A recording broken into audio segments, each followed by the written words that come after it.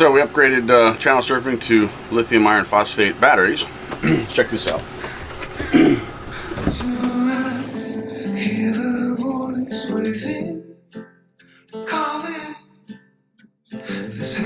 Okay. This right here, it's a 320 amp hour lithium iron phosphate battery made by Lithionics. It's UL approved and it's 67 pounds. So let's go ahead and dive into what it took to install lithium to the boat, what all I had to do to modify the boat's electrical system and charging system to support this. Alright, so first let's talk about the journey of how I got here, because it's told better as a story. So first off, I'm in love with lithium. It is the panacea. I always knew that I was going to get to lithium. We put Firefly batteries in as a stopgap, but I was hoping I was going to get much longer life out of them than I did. What happened? So last January, the Fireflies actually failed on me. I had them a little over a year. So I was like, all right, Oasis, who makes the batteries, needs to honor the warranty on them, or they need to tell me what I did wrong.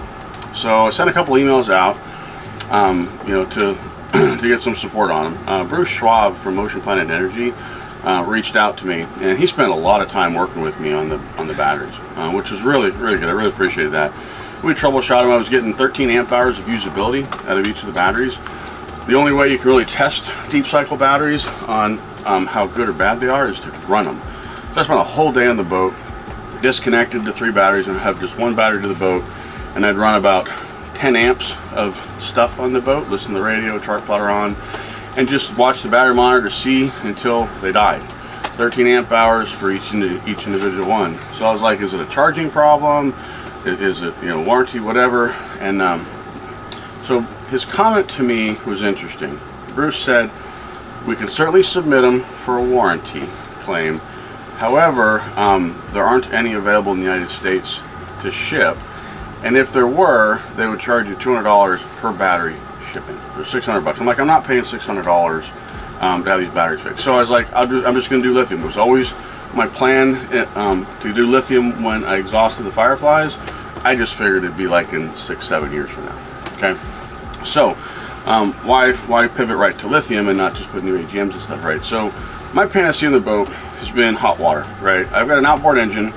And the only way I get hot water is to run a 2000 watt, 120 volt AC inverter off the batteries. With the Fireflies, when I had 3 of them in, when the state of charge on the battery got to 55% or lower, the voltage drop was too great that the inverter would beep and shut off. So the top end of the battery, I could get hot water. The bottom end, I could go from 55% to 20% on the Fireflies safely, but that doesn't give me hot water for that, right? So that was kind of a con. It's just about managing the power and stuff, right? So I said, let's look at lithium. So with lithium, just, they say drop-in for lithium. That's marketure. There is no drop-in lithium. Drop-in lithium means there's a BMS inside the lithium battery. And you say, what's a BMS? It's a battery management system. In English, all that is a safety switch. That's what the BMS does. It is there to protect the battery from the environment. So if the charge voltage goes too high, battery consumption goes too low, temperature gets too high, that BMS will turn off the battery. So if you think about this, if you had your alternator talking directly to your battery to charge it, which is exactly how the boat came wired, right, to do that, and then that battery shuts off, there's no place for the current to go from the alternator. It'll smoke your alternator like that. Right, so that means you got to have some communication between the alternator and the battery. Well, an outboard, you can't really do that. You can't put an external voltage regulator like you could on inboard. It's very different with outboards. So the way we did it on the outboard is you have to put what's called a DC to DC charger between the outboard and the house bank. What is a DC to DC charger? It's basically a battery charger that sits between 2 battery banks. So Victron makes an Orion TR. It's a 30 amp. DC-DC charger, and the way it works is it actually looks at the voltage on the engine side, and when it sees that voltage go up, that means the engine's running, then it says, oh, I can start charging the house battery, right?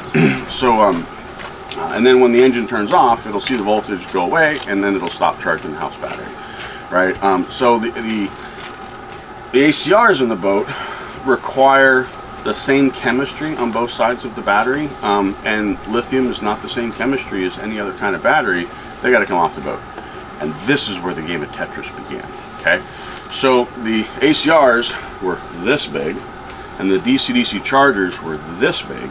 I had to create space. I don't have a lot of space, right? So I was looking at the Port Lazarette, at the backboard, how I could get space. There were 3 fuses there, and the fuses are 3 inches long. There was an inverter fuse, a house fuse, and a thruster fuse. And I was like, if I pulled those fuses off, I have this much space to spare. I can fit everything, but I can't live without those fuses, right? Look like our visitor. Higgins, bye Higgins. Bye Higgins. Right, so I was like, I got to get those fuses off. That gives me the space, but now I have to move the fuses somewhere else, right? So that's where it's like a domino effect, right? That ended up happening. So I ended up drew everything out to scale. I was shopping for products. I mean, will this component fit? This fitting into my drawing, you know, at home on the computer to try and match it up. And finally, I found, you know, the way the puzzle fit, right? So down on my Port Lazarette, this entire board, if you look here, this is the engine to house DC-DC charger. I put in a DC-DC charger for the engine to thruster. I didn't need to do this for the thruster battery. I could have used an ACR. I chose not to because now I have a backup DC-DC charger for this guy. I can move one wire from the engine to the thruster DC-DC charger and keep charging the house if I had one fail. Right, in addition to that, I went and added MRBF fuse blocks, one for the engine, one for the thruster, and then moved my thruster and inverter switches. Cleaned everything up really nice, got a ton of space out of here.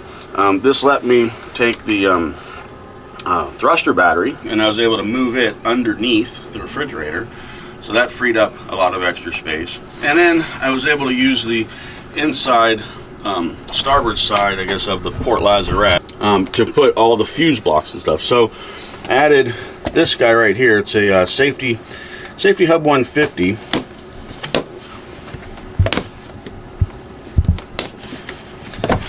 That's where my fuses moved. A couple 175 amp fuses, a 60 amp and 80 amp. This was a godsend as far as shrinking the space. Going to give me what I needed. My negative bus bar is right next to it. And then all the way in the back is the battery monitor that I have to have. So in the back, that's a Kaisi 60 amp battery charger. So the boat came with the 20 amp battery charger, which is Kaisi. Why didn't I just use that? It's actually not compatible with the battery it supports lithium, but just because it supports lithium doesn't mean that it's going to work, right? So to do all of this, I had to put together a full-blown electrical schematic and submit it to Bruce Schwab. He ended up sending it over to Lithium, or to Lithionics. They had to approve it. On that drawing, it had to show all electrical charging loads. It had to show all charging sources on the boat to declare all that. And Lithionics had to approve everything that was on the boat, right? The battery charger I had was a Victron Skyla 70 amp, and they said, we don't know if it'll work or not. And I said, okay, can you test it or whatever? They goes, we don't really have time, right? So I ended up replacing a perfectly good battery charger for something on their approved list to make it work so that I get the warranty on the lithium battery. So what's the huge benefits of lithium? What do I see out of it, right? Well, first off, I want you guys come over here and check this out. You look, I don't have any shore power cable. It's Sunday. We've been here since Thursday. I pull up my phone, I look at my battery monitor, and I'm 209 amp hours down, 36%. I can run it to 20%. Technically, I can run it down to 10%. And I get hot water. We've taken showers on the boat. We pretty much use what we want. And it's been raining. Look at this weather, right? This is the weather we've had since Thursday. Right, so I do get some sun throughout the day. I've actually done fairly well with sun. Not as good as June ought to be. But the point I'm making is that with lithium, actually here's the, I don't know if you can see that. But if you look there, So yesterday I got 1200 watt hours, day before 1400, actually almost 1500 watt hours. Before that I was 890 watt hours. We use about 1200 watt hours a day if we don't use the hot water heater. The hot water heater is an enormous load, but we still were able to run it, you know, and take showers on the boat. All right, so to get here, the entire boat has to be rewired. I mean, you sit there and say, well, what is wired back here? The most simplest way to think about the Ranger Tug R27 is you have the cabin. The cabin has a big wire that comes back here in the port lazarette that says house loads. That's like plugging in 12 volt to the boat for everything in there. Then there's another wire, big wire, comes in, that's for the inverter that would convert the 12 volt DC to 120 volt AC. There's your AC and DC power to the boat. It's like a extension cord to plug in. All the cabling back here is you've got thruster bank, engine bank, house bank. You've got the kicker, which is got an 8 amp alternator. It was connected to the house bank. I moved it to the thruster bank. I had to get it off of the house battery. Obviously the main engine goes to the engine battery. The engine battery, you know, then has to connect to the 2 DC-DC chargers. You've got to rewire the entire boat. How you connect those? You've got solar as a charging source that comes in. You've got 2 battery chargers as charging sources that come in. All of that has to be interconnected to work as a complete system. That's why the rewire is necessary. You know, you can't mix lithium with any other battery chemistry. It has to be by itself. Talking about the battery chargers for a minute here, this was actually pretty interesting. It's kind of, you know, the factory installed KYC 20 amp battery charger does support lithium, but it doesn't support my lithium battery that I put in. Why? When the 320 amp hour battery is charging, right, as it gets closer to full, it'll start taking less and less current. So it'll go, you know, it'll go from 30 amps to 20 amps to 10 amps. When you get to 10 amps, it's called a tail current, right? That's when you have to stop charging. The 20 amp charger only supports I think it's 1, 2, and 4 amps, right? It would tactically overcharge the lithium battery for me. So that is now my engine. That's what I call my engine battery charger, because my thruster battery works my kicker. There's an engine, right? And the engine battery obviously works the Yamaha 300. So the 60 amp KYC charger, it'll support up to 12 amps. So when it hits the 12 amps, it'll stop charging the battery. All right, and then the solar charger has to support lithium. It plugs directly into the house bank as necessary. So I've got 400 watts of solar up top, which works really good even in the rain. You know, in the fog and stuff like that. I always get something out of solar that's useful. So what I could do now, which is kind of interesting, is my solar cannot touch the engine or the thruster battery. You may say, oh my God, that's how, you know, is that bad? No, I mean, you guys have your cars, you park them in your driveway for a week, 2 weeks at a time. The batteries don't die, right? I mean, they can go a period of time without any charge on them. The thruster battery and the engine battery are the same way. So I really don't think it's necessary that solar actually touches the engine and thruster battery.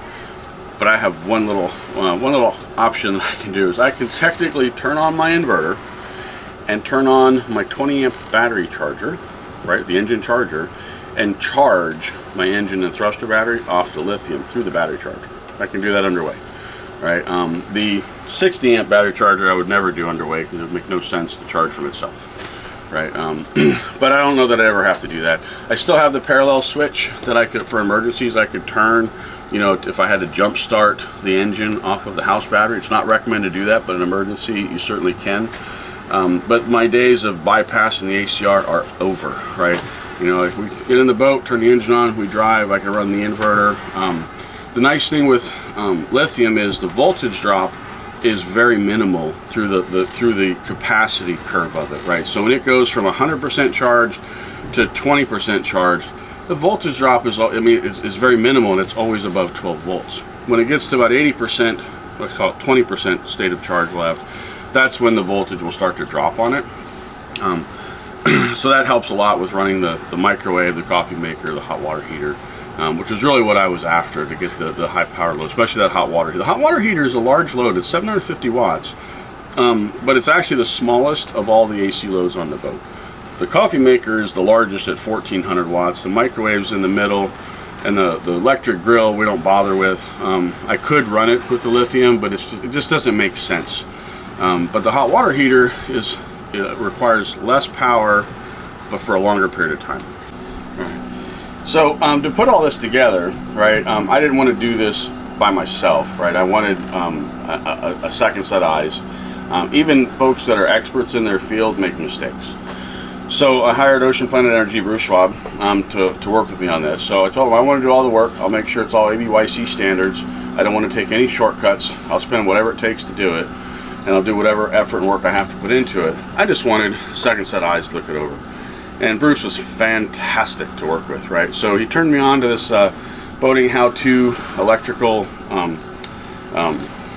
instruction video that was put out by Nigel and Jan. That was actually really good. I went through that, and it highlights a lot of common mistakes that people make on electrical wiring. Marine electrical is very different. All your connections have to be tin-plated copper. You know, stainless steel washers can't be between the lug and the post because they act as a resistor. You got to heat shrink, waterproof all your connections. You got to label every cable. I mean, it's like every cable in here I had to make by hand, right? And you have to install the cable twice. You take the cable, you crimp the one end, you put it in, you trace it where it needs to go, mark the other side, pull it back out, do the other end, and then re-put the cable back in. There's like, I don't know, 30, 40 cables in there. It's a bunch. So I thought to myself I could get it done in a weekend, and I was wrong. So I was actually 3 weekends working on it, which was fine. It just took a lot longer than I thought.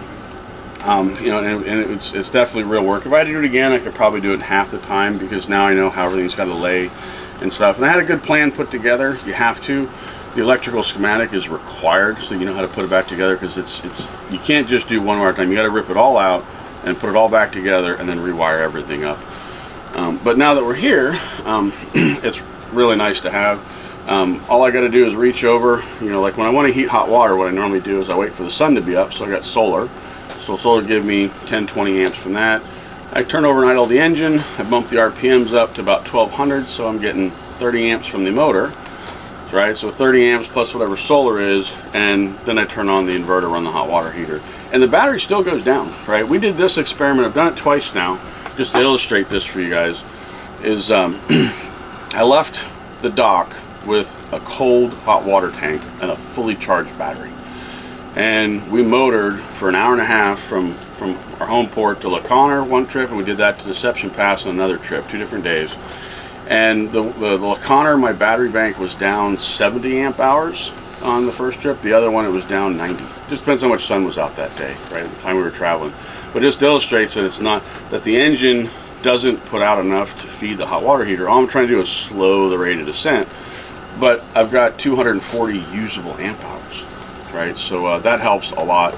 And our goal on with the battery was I sized it so I could get 2 days of us on the boat with 0 solar, and I never get 0 solar, right?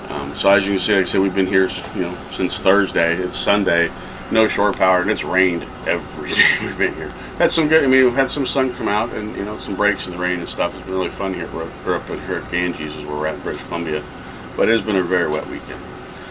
So with that, stay tuned for the install. And so it begins. Got the truck all loaded. So one nice thing, a trailer would be nice. I could bring the boat in front of my house and just do the work there. But this is what we're stuck with, all the stuff down to the boat. It's a good day when everything fits into one cart. Except for the pack mule.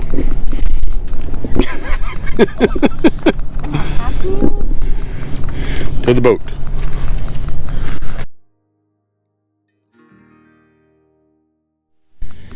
Alright, start out with a clean work area. Clean the bilge there, bilge all the way back there, no water in the bilge. And same story over here, make everything all nice and neat and clean. And you're pulling all this stuff out and putting all new stuff in, so.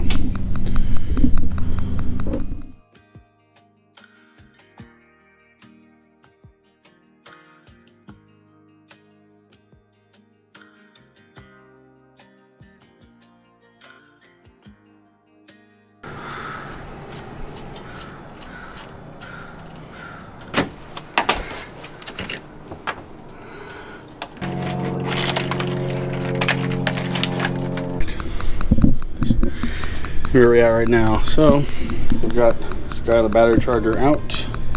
Had to label some extra cables. That space is cleared. And now you get a better view. This is what I hate. And these are the inline fuses. This right here is what I'm talking. This is an inline fuse right here. This fuse, and that thing blew and I had to get to it underway. That would be really challenging. There's my negative bus bar, my positive. These were all the factory cables. They were all custom cut to fit the batteries, and the batteries used to fit in this compartment, all three of them. Really cramped space to work on those batteries. That's why I wanted more capacity, and more capacity won't fit in here.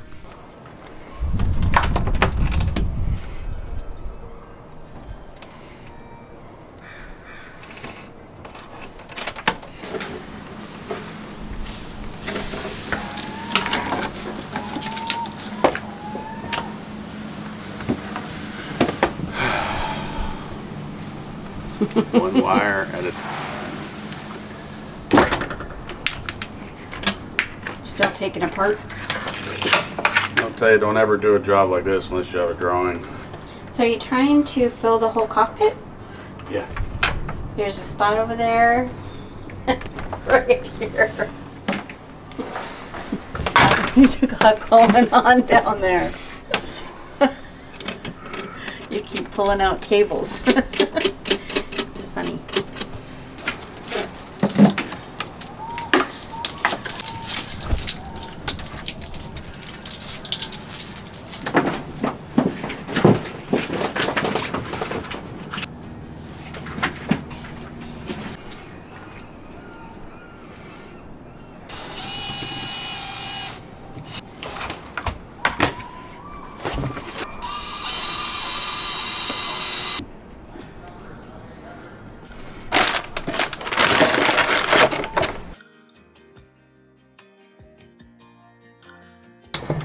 That is all new, right? Yep.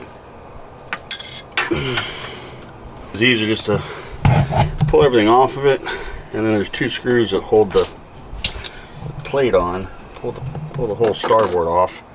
Took it home, and then custom cut all the wires to it. But to put it back in, I got this stuff up here is in the way on the scuppers to get to the back screws on the Orion. So take them all off, take these two guys off, put the board in, and now I just got to reconnect all the wires. And you cut all the wires to length. No extra crazy cables. So that mess is going to be all cleaned up when you're done? Oh yeah. Yep. I'm so excited for this. This will be so nice when it's done. They say chaos is normal. So it takes a lot of effort to get things to be neat. And tidy and not chaos. Yep, and then it's easier to troubleshoot, and usually when stuff's neat and clean, you never have to troubleshoot it because it's neat and clean. Mm-hmm. Looks like boat yoga. It's trying to get under in the back there. This is one of the coolest tools. Over to slice bread. 2-aught cable. It's got a little cutter blade in there. A little dial, you adjust it. Ancors, who makes this. Backside's for smaller stuff. You know, if you're doing 10 gauge to 20 gauge, right? But the big stuff, adjust that cutter by rotating the knob to the sleeve, and I put it in here. Just about like right there, a little bit of an overhang. Push it down so the blade grabs. You just make a rotation.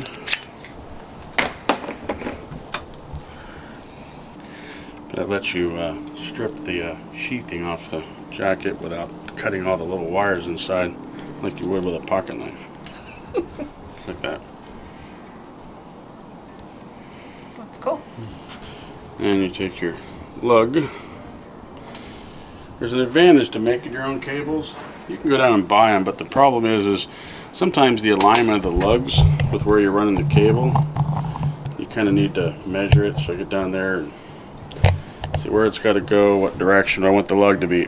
Do I want the lug to go on this way or this way matters, you know, with when I'm putting it on the bus bars. You make sure all the strands get in there. You want a good square cut on the bottom. In this cable's case, it's going to go this way and that way. This is the actual shape of the cable when I put it in.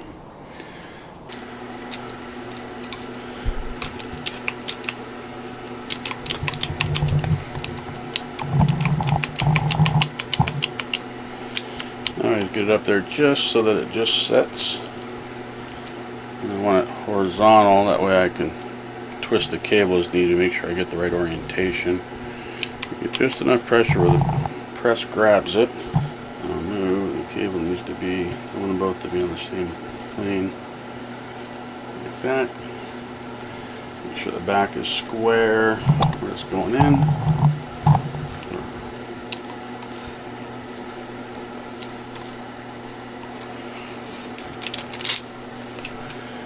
When you're done, you always pull really hard. This thing should not come off. And there we go. And then you put the heat shrink on the end. I did all these in 2-inch increments, which is usually good enough. It's 3-to-1 heat shrink. Take my gun.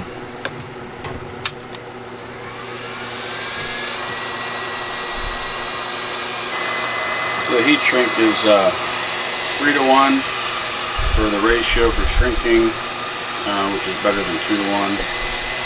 It's also adhesive lined, which is what you want. The way you tell when these are done, when they're done right, is when you look on the edge, you should see a little bit of glue oozing out around that edge on both sides, all the way around it. And then, one last thing to do. Then we have to label the cable. Where it goes in this guy, it's going to go. I'm going to select wire size on here. I'm using it's nylon cloth, which is really cool. And I set it. It lets me set what wire size. Is it 16 to 10 gauge? Is it 10 to 4 gauge? Is it 3 gauge to 2/0? So I'm going to do 2/0 in a 3-inch strip. And prints out the labels like that. Bus bar to safety hub, bus bar to safety hub, bus bar to safety hub, over and over again. That's small writing. Just wraps around like that. And do the other side of the cable. Now the cable's ready, go get installed. I can recover. What's that cable for? That's how you feel like? Do that again. I like that. Is that what you feel that's happening today? It's coming, slowly but surely. One cable at a time, one crimp at a time, one heat shrink tubing at a time. Looks the same. Does not look the same. Give me that camera, woman. How do you mean? Looks the same? Check that out. That looks so much better. A little bit dark.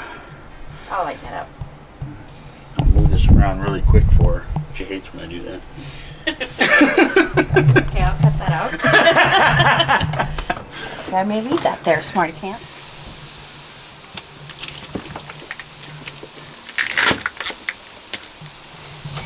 I don't know if you can see that it's pouring outside, but it is. And these are cool too. There's different kinds of crimpers. This is the one for waterproof connections. So it just smushes that. And it's got a ratchet on it, so it won't release until it gets all the way shut. So the fact that it's waterproof, is that what the smushing is for? There's the other kind of crimper I have out there. It's a double crimp, and the double crimp you use for nylon connectors that are not waterproof because it'll actually puncture through the nylon. For waterproof connections, you obviously don't want to puncture them. That's what this tool is for. That's why you just want to be able to smush them in. Cool. But right tools, right job. I tell you, I learn something new every time he's doing it. I think it lasts 30 seconds in my brain, but at least I learned it once. Yep. Right. Boat teaches me a lot of patience. It's not about finishing the project, it's one more cable, then the next cable, then the next cable. Eventually I'll run out of cables. And then I'll be like, hey, I'm done. So, that's the way my life goes, right? So you talk about, you do the best you can, you put the best plan together that you back in. Then I go and I put the safety hub in, and it's just really tight to the close to the bottom. There's not enough space. And then here, look at this. So I'm trying to take these cables and run them straight down. I just don't have a whole lot of space here, especially with these bigger cables. So I'll go down to the store yesterday, Harbor Marine. They got a shipment of the Anchor products. And check this out. They've got these guys, 90-degree connectors. So I'm going to redo them so they look like this. Way better. And all this space, my thruster battery is going to go right there. This is going to be so nice. That's your new battery charger? That's the new battery charger. Yep. Oh, it's a lot smaller than the other one. It is smaller. It's 60 amps, but got some sunshine out. It's not freaking freezing. Coming down the home stretch in this Port Lazaret. I'm so tired of this Port Lazaret. Well, I think almost everything's in the Port Lazaret, right? Yeah, everything but the kitchen sink, but if I could fit it, I'd probably put it in here. You cleaned everything up, you might be able to fit it in.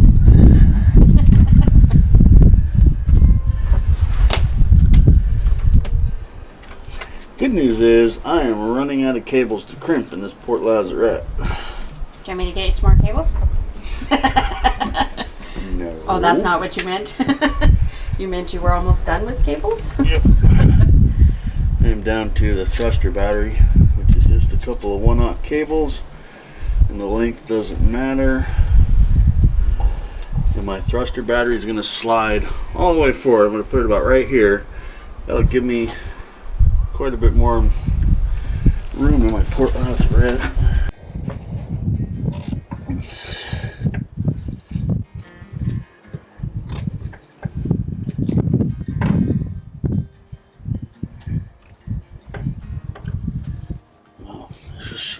Nicer. I love when things are neat and clean, tidy. Check this out. So there's my engine to house DC-DC charger, my engine to thruster DC-DC charger. That is the engine fuse block. That is the thruster fuse block. And that is my thruster on-off switch and my inverter on-off switch. And that is an enormous amount of space to fit the thruster battery. It'll fit right there. Then over here, I've got 2 through bulkhead connections all the way in the back. One positive, one negative for 250 amps. On the negative side, it comes into the shunt. Shunt then connects to the bus bar. The bus bar then connects to the Safety Hub 150 bus bar. And then the positive from the bulkhead goes right to the Safety Hub 150. And this is a really cool device. It's got fuses all integrated right there. So 175 amp fuse to house loads, 175 amp to the inverter, an 80 amp to the battery charger, and a 60 amp over to the DC-DC charger. All the cables have been remade. They're all 3-to-1 heat shrinked. Every cable is labeled. They're all tin plated copper lugs. Everything's rated to 250 amps. Roughly, the safety hub will do 280, but 250 is what everything is all built towards, the whole boat. And then, as I come around over here, 60 amp battery charger. There's my kicker connection, comes in right there. And I split it because the kicker I had to move to connect over to the thruster battery. Cut it off of the house battery. Tidied up these cables and my Servo GX. And that's it. Now I got a bunch of cleanup to do, and I got to get the thruster battery mounted. So back to work.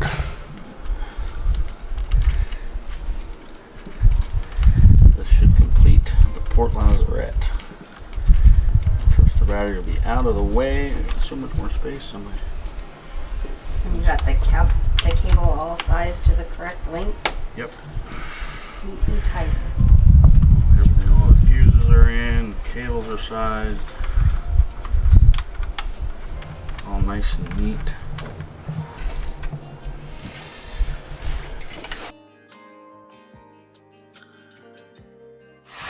Are you in a new spot?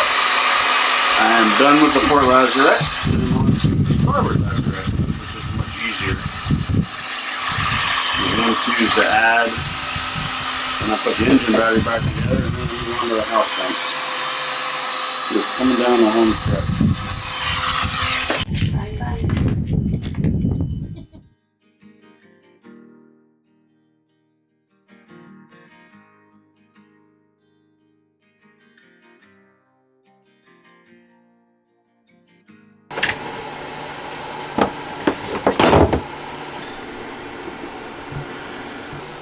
What you building, Captain? A custom shelf. Knickknacks? So on the battery, they gave me this breaker. This is a special breaker. Yeah. It's not built yet. Needs screws. Some assembly required. You took Humpty Dumpty off the wall. It all came tumbling down. They gave me this special breaker.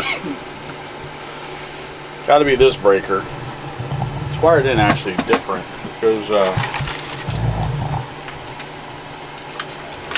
so the lithionics battery is UL approved. A lot of misconceptions on UL. It's Underwriters Laboratory. The UL approval that lithionics has for the battery that I'm putting in, which is a 320 amp hour battery. The entire system is UL approved, not just the internals to the battery. And what makes it UL approved is this. This is a super special 250 amp breaker. It's got very specific mounting instructions. It cannot be mounted this way. It cannot be mounted this way. This thing can't, it has to be horizontal, or it can be vertical this way. And it looks like exposed copper on it, so they gave me this waterproof box to put in, which just makes it bigger. But this harness, this actually plugs into the lithionics battery. These two green wires actually connect to the back side of the breaker, so they have to come in through here. And then on this harness, this side will go unused. This would go to an alternator, which I don't have. I don't need to worry about that. And then this is the remote push button, which I have an extension button because I want this inside the cabin. Once where the battery's at in the cockpit, we always have stuff in our cockpit, so opening up that hatch is a problem. So if the battery shuts itself off through the internal BMS, that button lets me turn it back on. So I need that readily accessible. But I got to get this fuse mounted.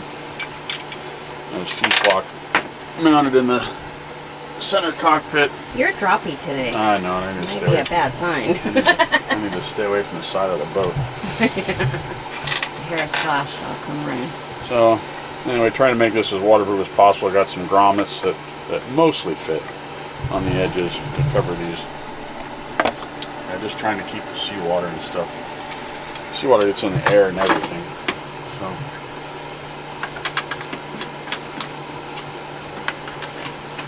but my intention is to lay this horizontal, but I need it off the deck. I don't want it down. You'll see when I go to mount it why I want 7 inches above. It has to do with how I run the 2-aught cable coming out of it. Depending if you think of how you position this, if I position it this way, I've got 2-aught cable to come up and have to bend and go somewhere, and then if water hits the top of this, right, then it's going to settle here. If I do this way, water's going to want to run off all the way around it. And it makes better for the cable to go straight through. Anyway, I go like this, I'm running into vertical clearance. The bottom one's going to have to come out and do a sharp bend, and the top's going to have to do a sharp bend and over. Versus horizontal, I can run the cable straight through it. It just makes an easier cable run with the 2-aught cable. So a year and a half ago, we switched to 3 AGMs. Yes. And now you're going to 1 battery? 1 battery. It's 160 pounds less weight. It's 2/3 less space for actually a little bit more usable amp hours. The three Fireflies gave me 225 usable amp hours. I'll have about 240 usable with the lithium.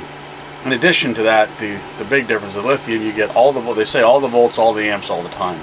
So in comparison, the 3 Firefly batteries, I could only run the inverter with the hot water tank up until I got down to about 55% state of charge. If I went lower than that, the voltage drop from the enormous draw of the hot water tank would cause the inverter to start to beep, and it would eventually shut down. Lithium won't have that issue. You can run, you won't have any voltage drop at all until the battery gets close to the 80% discharged. So we're going lighter in weight, and we're also getting some space. Pounds. Some space back is important as well. 160 pounds lighter in weight. I expect to notice that at the fuel dock, and so it's saving that 160 pounds, and it's all dead center in the back of the boat, so it'll help on stern lift and stuff, having that less weight there. And I get a bunch of space back. My Port Lazarette got I got like an extra foot of space there, the way I reposition the batteries, and then the inside the center cockpit, actually, I'll get 2/3 of that space back. Awesome. So I'm going to end up building a mount and store my dinghy motor down there, my 2.5 horse kicker.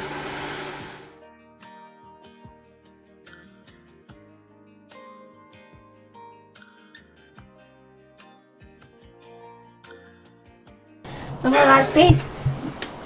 You could sleep down there, huh? Don't give me ideas. Just amazed that that's taking the place of 3 batteries. And we're not losing anything. Yep. It's actually gaining a little bit. The fun part of running cable? Yep. Coming down the home stretch. So that's the breaker box for the battery. This is the 250 amp breaker that makes the whole thing UL approved. Without this, it's not UL approved. Yeah, that says marine on it. However long you think it's going to take you, just quadruple it. And even then, that's being generous. Thought I was done with cramped spaces when I got off the submarine. Apparently I was mistaken. Well, you bought a boat. Bought a boat. Need a bigger boat. Where's Andrew when I need him? Until he sees this, and I'll give you a call. Hey, you ready for that 31, 43? What do you want? Throw a couple of outboards on the back of that. 29 or 31? Either of them. Yeah.